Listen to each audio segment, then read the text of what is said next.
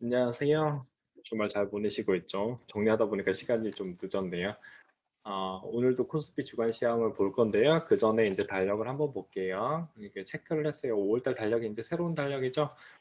이번 달에도 그냥 욕심 없습니다. 제 포트폴리오 2% 정도의 수익률 나오면 진짜 대길이고요. 1%만 나와도 정말 좋다. 그렇게 보는 게 제 소망이고요. 여러분들도 그랬으면 좋겠습니다. 대박은 뭐 H는 많이 상승할 수도 있지만 14일 실적 발표하고 난 다음에 조금 조정을 제대로 받을 수도 있어요. 그래서 그렇게 봐주시면 되고요. 물론 이제 2, 4분기가 그 운임 지수가 안 떨어지면 그대로 유지가 될 겁니다.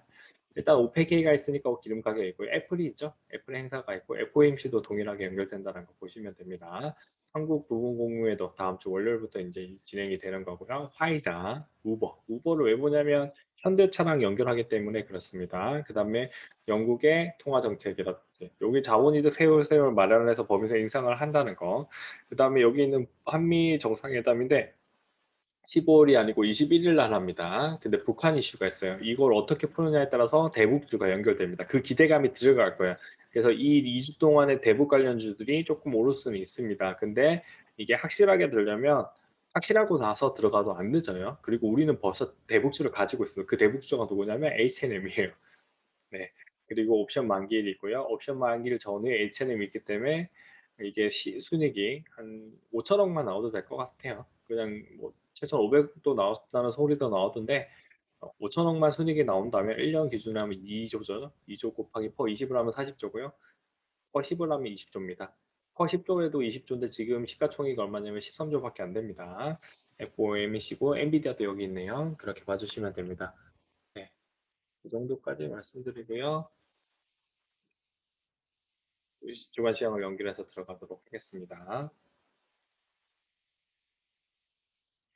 연준의 코로나 탈출 수단은 테이퍼링부터 시작을 합니다. 그리고 금리 인상으로 가는 거고요. 그다음에 반도체 투자 기에는 가상화폐가 큰 역할을 해줄 것 같아요. 지금 전체적으로 컴퓨터 가격이 높아지면서 반도체 수급 쪽에서는 이제 디램 가격은 높아지고 있지만 많이 안 팔리고 있죠. 근데 고부 가치가 잘 팔릴 수가 있습니다. 백신 및 코로나에서는 인도가 가장 핫 이슈고요. 여기는 전쟁이 터진 거랑 똑같아요. 그냥 진짜 바이러스와 사람과의 전쟁인데 인도에서 진짜 와 백신 백신이 자기들이 이제 자신감이 있다고 사람들이 종교 행사를 크게 해버린 거잖아요. 이스라엘은 그게 됐으니까 그나마 괜찮고 지금 이스라엘도 확진자가 그렇게 많지 않기 때문에 괜찮아요. 근데 인도는 제대로 접종도 안 되는데 사람들이 그런 행사를 해버리니까 종교 행사를 크게 해버리니까 확진자가 많이 발생했고 사람들이 그만큼 죽어나가는 겁니다. 이게 결국에는 콘서트, 극단 두 개에 타격을 준 것 같아요. 만약에 여기서 사망자 그렇게 안 나왔으면 콘서트와 극장이 다시 올라갈 수 있습니다. 근데 사실상 우리나라 기준으로 한 1,000만 명 이상 맞아야만 그게 가능할 것 같아요. 그래서 백신 접종률이 더 중요하다라고 봐주시면 됩니다. 포스트 코로나주의 해운 조선 호텔은 지난주로 봤을 때 앞으로는 요거 가격을 다시 못 만날 것 같고요. 여행도 조만간 못 만날 것 같아요. 엔터 영화 항공은 아직도 출발 안 했어요. 그러니까 이거는 기회를 더 줄 것 같고 여행까지는 조심을 해야 될 거예요. 뉴제 국외 때문에 우리나라의 현대건설 좋아질 거다. 그렇게 봐주시면 돼요. 우리나라의 국내 아파트 건설만으로 현대건설이 성장할 수는 없습니다. 그 다음에 바이든의 증세나 공매도, 그 다음에 미국의 대북 정책에 대해서 이건 서브 이슈로 말씀드리고요. 처음 영상은 3번까지 해드리고 두 개를 연결해서 나눠서 알려드리도록 하겠습니다. FRB의 코로나 탈출 금리 인상까지인데요. 국제금융센터 지난번에 소개해드린 데서 나온 거예요. 댈러스 연은 총재가 테이퍼링에 대해서 논의한다는 걸 5월 달에 벌써 얘기했어요. 그럼 6월 달에 한다는 얘기인 거예요. 이번에 FOMC에서 살짝은 얘기하겠지만 6월 달부터 테이블 한이 많이를 본격적인 안건이 올라올 수 있을 것 같고요. 그래서 현재 시장 가행과 불균형이 존재하고요. 이 정도의 자산 규모를 줄이자라고 얘기를 한 겁니다. 이걸 줄이게 되면 어떻게 될까요? 자본시장 쪼그라듭니다. 그리고 충격을 약간 받습니다. 장기적으로는 조정이 나오는 거고요. 5월 달에 빅스를 들어가고 UVXY를 들어갈 수도 있다라는 거 꼭 유념해 주시면 되고요. UVXY 관련된 내용은 따로 소개를 시켜드리겠습니다. 유로존 1분기 성장률은 높아졌대요. 그래도 마이너스 성장률이고요. 올해 뭐 하반기에 성장해서 양으로 바뀐다는 건데 부정적입니다. 저는 이게 썩 좋지는 않은 거고요. 회복세를 나타낸다고 했지만 다음 2-4분기의 접종률이라든지 백신이라든지 그다음에 확진자 수까지 다 봐야 될 것 같고요. 이탈리아도 경기 부양 이겁니다. 이게 뉴딜이라는 거예요. 경기 부양책을 하는 거고 결국에는 얘도 결국엔 SOC 사업을 할 거고 여기 건설사를 하겠지만 랜드마크나 그런 데는 똑같이 어 큰 대규모의 건설사의 도움이 필요하지 않을까 그렇게 봐주시면 될 것 같습니다. ESG 펀드의 자금률이 급증한다는 거고요. 우리나라는 대부분 여기에 되는 거고 신재생 에너지랑 연결됩니다. 그러면 우리나라 조선사들한테 상당히 기회를 가져다 줄 수 있다는 거. 이 내용이 있길래 한번 정리를 해드린 거고요. 이제 테이퍼링과 관련돼서 지난번 영상도 있지만 한번 더 말씀드려야 되기 때문에 말씀드리고요. 파월 의장이 대놓고 말했죠. 우리는 채권 매입을 단계적 축소하고 난 다음에 금리 인상할 거다. 그래서 이 단계적 축소라는 거 채권 매입을 늘리는 게 양적 완화라고 보시면 되고요. 국채를 사들이면서 시장에 돈을 풀어주는 겁니다. 뉴스를 보니까 단기 유동성 자금이 1,000조가 넘는데요. 그다음에 그 예수 대기 자금이 60조, 70조 정도 된대요. 그러니까 그 자금이 줄어들지 않으면 지속적으로 주가는 우상향할 수밖에 없습니다. 이 유동성이 줄어들므로써 그 자금도 줄어든다라고 보시면 돼요. 그리고 미국에서 예측하기를 백신 접종률 75%라고 보시면 되고 21년 6월에서 7월까지 이게 백신 접종률이 늘어난다라고 보시면 될 것 같습니다. 75%면 완전 면역입니다. 그러면 여기서부터 콘서트가 가능하다고 보는 거예요. 저는. 그래서 그게 될 거고 엔터도 돌아올 겁니다. 그리고 실업률은 신경 안 쓴다고 했어요. 왜냐하면 아까 그 여행업종이랑 보시면 돼요. 항공업종은 그냥 우리나라도 생계가 유지 안 돼가지고 생활이 막막한 사람들이 엄청 많거든요. 여행도 그렇고요. 전업을 안 하면 안 되는 거예요. 그런 사람들을 위해서 그 산업을 살린다는 거예요. 이 그 산업의 실업률을 높인다. 그렇게 봐주시면 되고 그거 될 때까지 돈 풀어준다. 이렇게 봐주시면 된다고 보시면 돼요. 그리고 이거를 풀어주는 동안 금리 인하를 통해서 기업이 이득을 하는 건 세금으로 다 받아내겠다. 그렇게 봐주시면 돼요. 다는 아니고 일부는 받아낸다는 거 보시면 됩니다. 그게 미국의 주 전략이에요. 테이퍼링 캐나다 시작했고요. 이제 논의를 6월부터 시작을 할 겁니다. 그리고 논의를 시작하면 실제로 이제 연도를 보여드릴 건데 테이퍼링이 직설적으로 오늘 그 논의를 하면 한 6개월 정도 걸린대요. 내년쯤이 돼야 이제 테이퍼링이 이제 진행된다라고 보시면 되고요. 그 전에 이제 사건들이 발생한다는 거. 그 다음에 양적 완화를 종료를 하면 금리 인상이 2년 정도. 그래서 목표는 24년 3월 정도라고 이제 생각을 해주시면 될 것 같아요. 하나 더 볼게요. 이스라엘 그러니까 금융 위기가 있고 이스라엘, 호주, 캐나다, 우리나라도 금리 인상을 했고요. 그다음에 우리나라가 잘못 판단해서 오판에서 12월에 금리 인하도 이제 요동을 쳤거든요. 근데 미국이 금리 인상하는 시점 몇 년 걸렸죠? 7년 걸렸어요. 7년. 13년도, 14년도에 이제 또 이제 테이퍼링을 합니다. 테이퍼링이 각오를 했는데 테이퍼링을 시작을 한다고 했는데 13년 5월에 테이퍼링을 했고요. 요 사이를 얘기하는 거예요.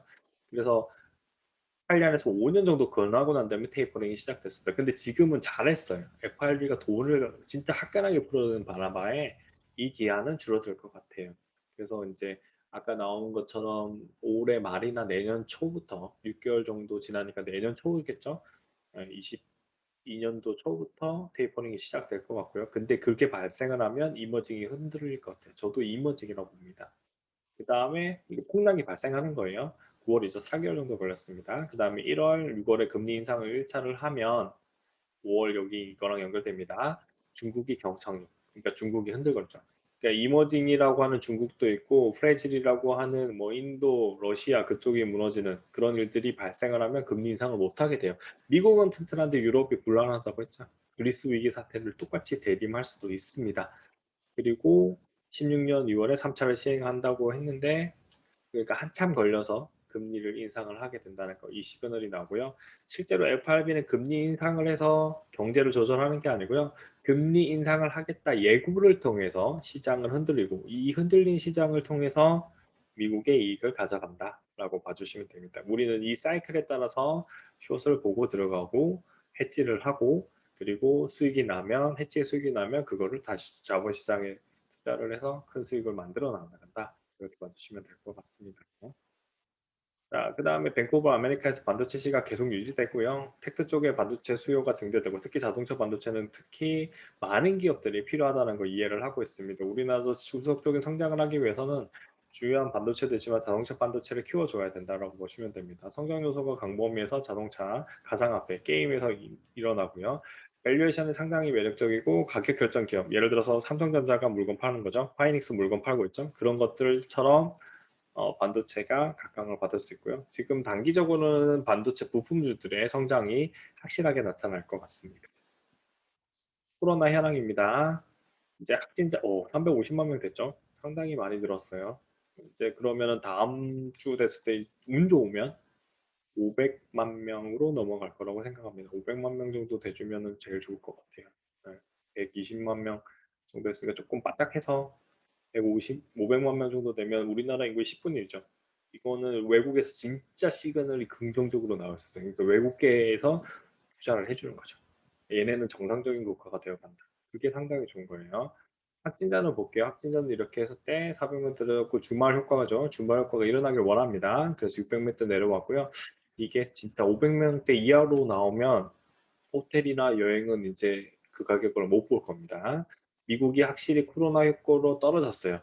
진짜 긍정적인 요인이고요. 백신 접종이 6월, 7월에 마무리되면 그리고 그때가 더 떨어진다면 우리 하이브 올라갈 겁니다. 그러니까 그 우리 하이브라고 했네요. 그러니까 BTS가 있는 그런 종목들, 연예 기획사들, 콘서트, 그 다음에 영화도 똑같이 이제 제작이 가능할 거예요.